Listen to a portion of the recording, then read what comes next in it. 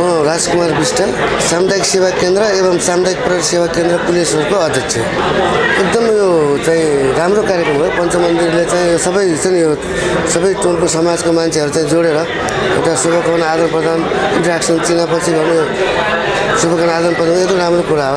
यसमा चाहिँ उहाँलाई चाहिँ एकदम हामीले पनि चाहिँ पुलिसहरूदेखि यहाँ बोलाएर यो कार्यक्रममा सहभागी गराउनु भएकोमा पञ्चमन्दिरलाई चाहिँ एकदम धन्यवाद दिन चाहन्छु।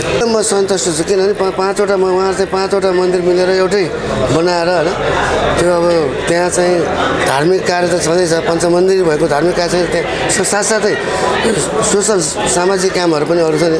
त्यो त्यहाँको वरिपरिको विकास निर्माण टोलहरूको समाजको चाहिँ नि उत्थानको लागि उहाँ धेरै काम गराउनु भएको छ। एकदम उहाँप्रति म चाहिँ एकदम आभार छु। मैले देखेको यही भनौँ न अब हरेक समयमा चाहिँ सबै चाहिँ टोलवासीहरूलाई बोलाएर त्यहाँ भएको समस्याहरू छ नि समस्याहरू चाहिँ टोलवासीबाटै लिएर समाधान गर्ने उहाँहरूको जुन तरिका छ नि त्यो एकदम राम्रो।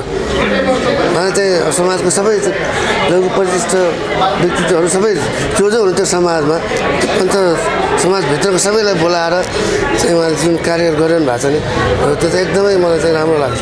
एकदमै चाहिँ आजको कार्यक्रम त अब शुभकामना आदान प्रदान हो होइन।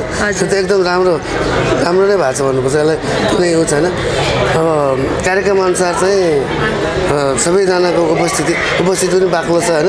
मेन त उ त्यही हो। आजको कार्यक्रममा त शुभकामना आदान प्रदान गर्ने हो, बाक्लो उपस्थिति थियो होइन। यो नै अब सफलता हो। म चाहिँ उहाँहरूलाई चाहिँ आयोजक टिमलाई चाहिँ धन्यवाद दिन चाहन्छु। मेरो आफ्नो तर्फबाट सामुदायिक सेवा केन्द्रको तर्फबाट आभार व्यक्त गर्न चाहन्छु। हामीलाई चाहिँ यहाँसम्म बोलाएर शुभकामना दिने मौका दिनुभयो होइन।